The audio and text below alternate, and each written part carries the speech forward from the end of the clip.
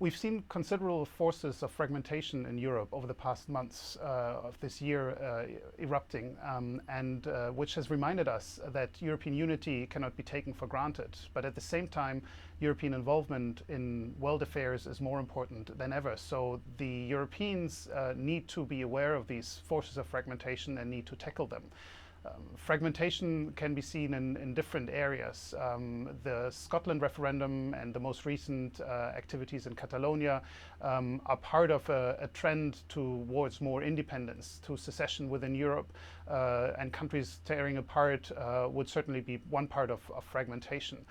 There is economic fragmentation as a result of the euro crisis, of the ongoing financial crisis in Europe, what is called this north-south divide, or the divide between core and periphery countries, is persistent. And these countries are not developing together, but they are developing away from each other in terms of economic competitiveness.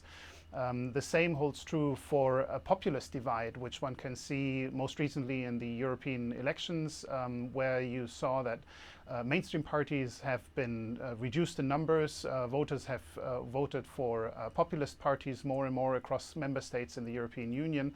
And there seems to be a disconnect between political elites and the voters throughout European countries. One should also talk about a broader design for the European Union as a whole, thinking of taking on members as part of an enlarged union, where there is a differentiation according to the level of integration and not according to being inside or outside.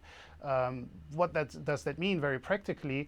It would mean bringing all the countries of Europe, 49 countries at the moment, bringing them into the European Union, but at different levels of membership. A basic level of membership would be equal to what the Council of Europe, an intergovernmental organization, at the moment holds.